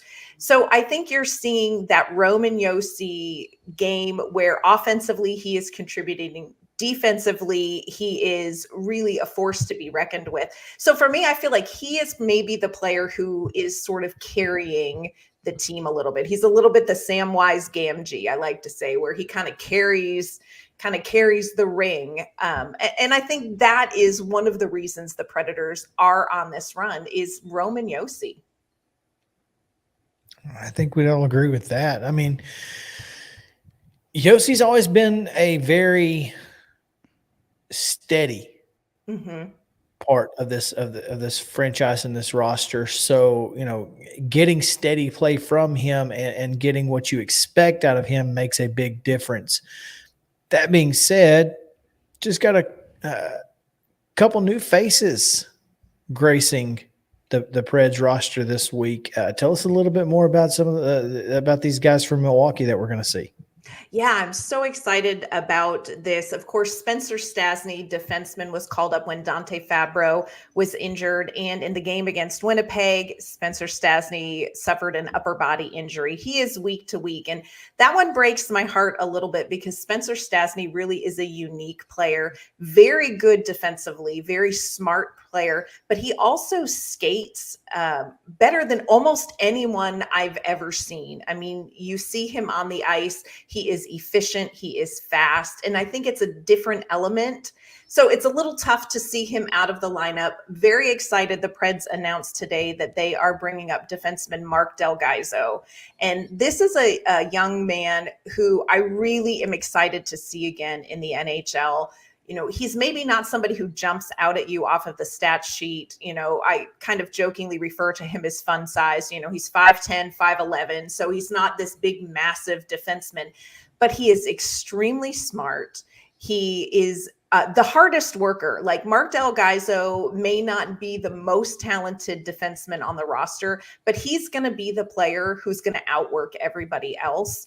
And I also think he has kind of a sneaky offensive upside where he knows how to kick off an offensive play. He may not be the guy who finishes it, but he is a guy who knows how to kick off an offensive play. So, he was here at the beginning of the season. I'm very excited to see him jump into the lineup, hopefully tomorrow night, and see what he can kind of add back at the NHL level. And Kimmel of Penalty Box Radio joining us here on Main Street Sports today, presented by the Tennessee Orthopedic Alliance of Columbia. 9 teams have 40 wins in the NHL. With a win tomorrow night against visiting San Jose, the Preds would become the 10th. And again, when we talk about what we expected out of this team coming into this year, that's not nothing, I wouldn't think. Yeah. I think this has been this run, especially the consistency of the team in this run, I think really has knocked the socks off of a lot of people in Nashville. But I also think across the league, I don't think anybody saw this coming. And I think you have to give credit to this roster, to these veterans who really have kind of shepherded this team. But I also think you have got to give a lot of credit to Andrew Brunette for what he has been able to do with this roster.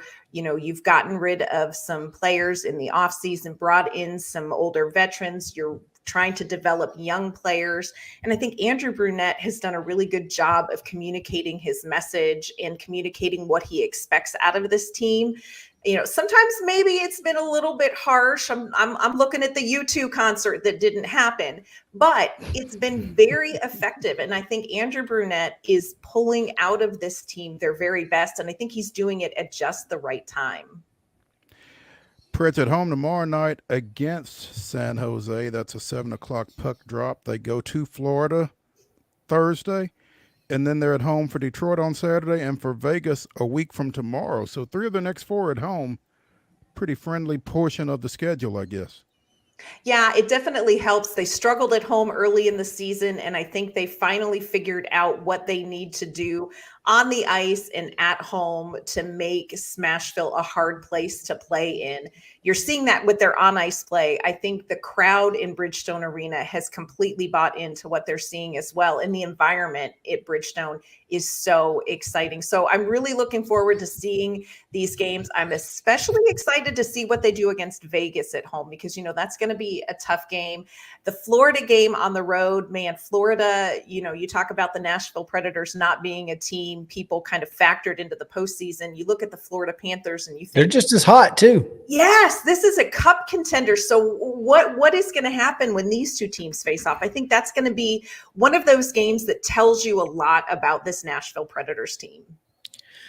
Mo, we've been doing this show for 4 years now. Roughly. And for as long as we've been doing this show, my biggest pet peeve with the Nashville Predators was one simple thing. Inability to handle the puck.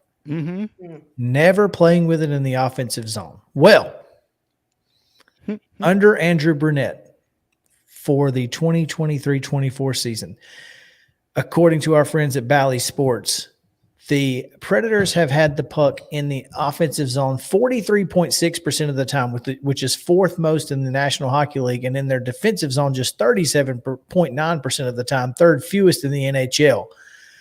No surprise that a team that is maybe less talented than the top tier teams being successful when they find a way to play on offense.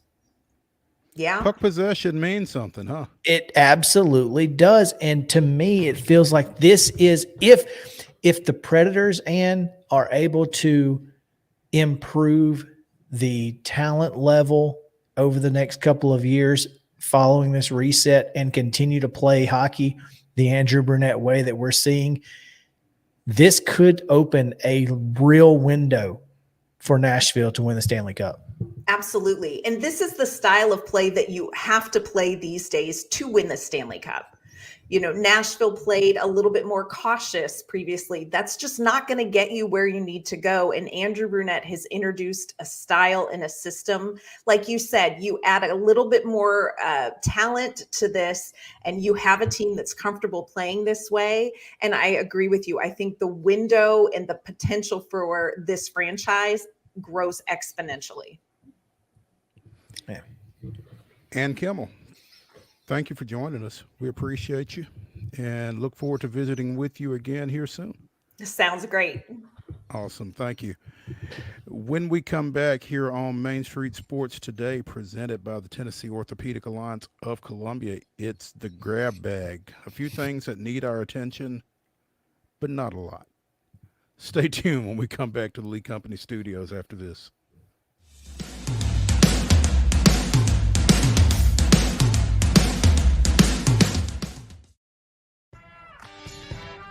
I'm Maurice Patton, and on Main Street Sports Today, we bring you the voices of your favorite teams from preps to pros. Otherwise known as the VOT, Mike Keith. The bottom line is we can teach Will Levis woke. I just don't know who's going to work with you on your base stealing now that EY's gone. Well, that has nowhere to go but up.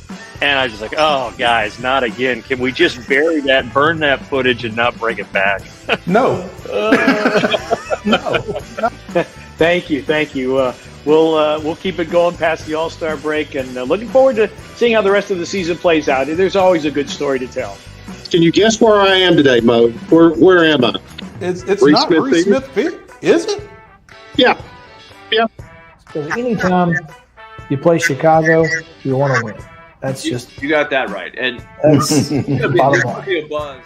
When you're walking the dog, you keep the bags that you need for the dog in the bag, and you don't even have to wear it. You can just hold it, which is what I do when I walk the dog. So I think the fanny pack probably needed a little rebranding. It did. It really did. On your show logo, we've got to get a puck in there. There's a basketball. There's a football. There's a baseball. Maybe it's not a puck. How about Mo brandishes a hockey stick? Tune in daily at 2 p.m. on Main Street Media TV.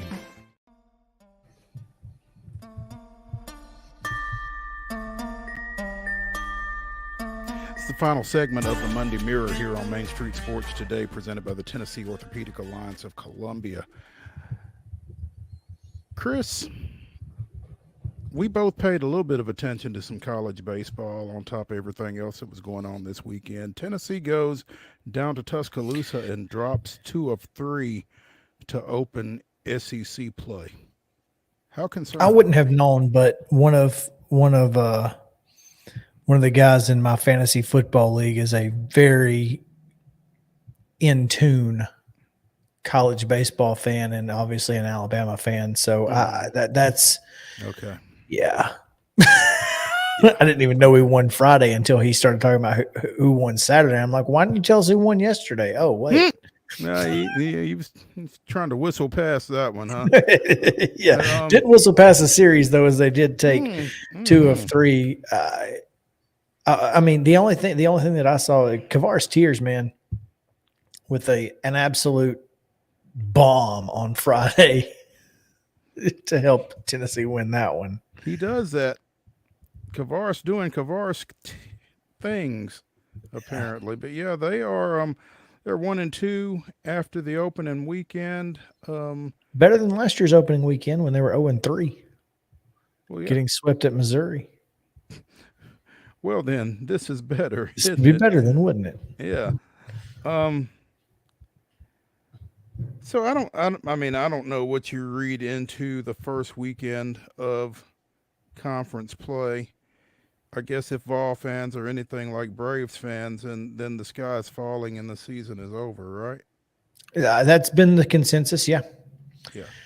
Well, a lot of folks, and maybe rightly so. You go back and you look at yesterday's 7-6 loss, and Alabama scored 3 in the 8th to kind of take control of that one. Had Tennessee was up 5-4 thanks to a ground out RBI from Kavaris. Yeah, get them across however you can get them across, but a lot of folks are worried about the pitching. Maybe the bullpen isn't quite as overpowering, or maybe it is, and you just had the wrong guy in. I don't know, but I mean, they used an opener yesterday. AJ Russell went 2 innings before Nate Snead came in for 5 1/3, and he's the one who gave up 4 of the 7 earned runs. So AJ Russell is from Franklin, and AJ Snead is the Wichita State transfer, right? Nate Snead, but what did I say? I'm sorry. AJ. Yeah, well, you just said AJ Russell, so yeah. Nate Snead is the Wichita State transfer, right? Right. Okay. And so, I mean, maybe left him in a little too long. Could have went to Kirby Cannell a little earlier, potentially. Did not, and it turned into a loss. But I don't think not having one extra pitcher is going to be the difference in this team going to Omaha or not and being successful there. I mean, maybe this is a team that needs to be less successful. And when I say, I mean, early on, where you've got to build some guys up instead of everybody just having their roles from day one. Mm-hmm. So I don't know if it's concerning or not. We shall see. What do we got next? Xavier is at Lindsey Nelson on Tuesday before Ole Miss comes to town next week. Ole this Miss weekend. for 3 this weekend. Okay. Yeah. Okay. All right. Tomorrow is, speaking of baseball, tomorrow is Vanderbilt Belmont at First Horizon, I believe. Okay. So just FYI, that's a big one. Always fun when you get a chance to go to First Horizon and see a game. But anytime you can get 2 outfield tickets and 2 Daddy's dogs for $30 on 2 for Tuesday at Vanderbilt games. So that's a pretty good deal because Daddy's dogs will fill you up. I don't know if you've had any. but they're not like regular hot dogs. They're legit hot dogs. Daddy's dogs, huh? Yeah. So worth that, but I don't know if that's the case tomorrow at First Horizon against Belmont, but that'll be a fun game because they've got South Carolina. They've got to go to South Carolina, matter of fact, this weekend. So now Vanderbilt swept who this weekend? I'm sorry? 18th ranked Auburn. Okay. And they're on a little bit of a run, aren't they? Is that 13, 14 straight for them? Have not lost since the Sunday finale against Gonzaga on February 25th. 13 they lost straight. 9-8. So they have won 13 straight. They are 18-3 on the year, as is Tennessee, by the way. Yeah, but Vanderbilt's wins include one over 15th ranked Texas. And of course sweeping 18th ranked Auburn certainly gives you it makes you feel good if you're a Vanderbilt fan right now. There's no question. Absolutely. They and Kentucky are tied for the top of the SEC East. Florida went 2-1 over the weekend. Do we still have divisions in baseball? Well, maybe we don't. I don't know. You may have just broken some news for me. Yeah, I'm sitting here looking at SECsports.com, and yes, we have SEC East and West for baseball this year. Wow. Now maybe they're going away next year. That's interesting. But yes, we have divisions. Again, according to the website. Well, yeah, I mean, it's clearly there. I mean, and Arkansas, by the way, #1 team in the country according to D1 Sports, and they are just juggernauts. 17-2. They've won 13 straight after sweeping this weekend as well. Yeah, juggernauts. Yeah. So, I mean, it's the SEC. Everybody's good.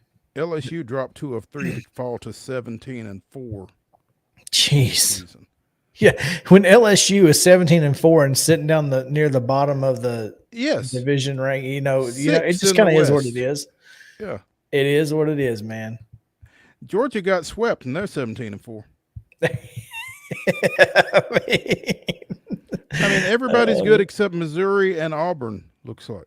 Well, and Auburn's ranked 18th in the country. They're 13-6 after getting swept by Vanderbilt. So, I mean, again, 18th in the country, and they're not even that good, apparently. Yeah. I mean, it's absurd.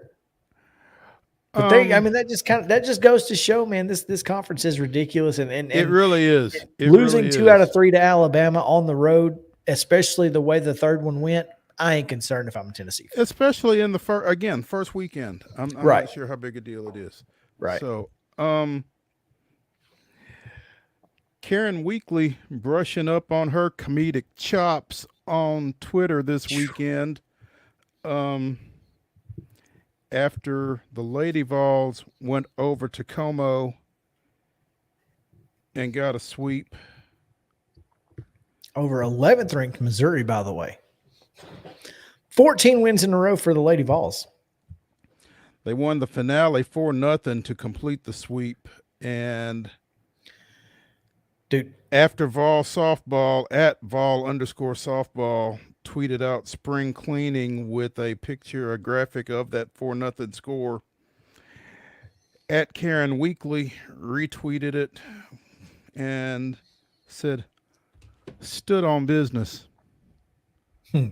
Which I'm sure Josh Heupel appreciated that one as much as anybody.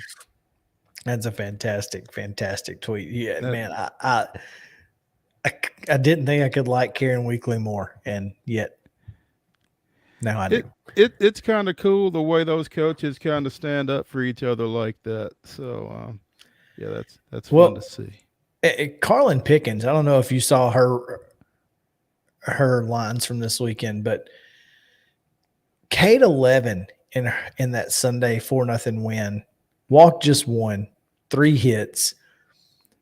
Her 8th shutout of the year. Her shutout streak extended to 46 innings. 46 scoreless innings in a row,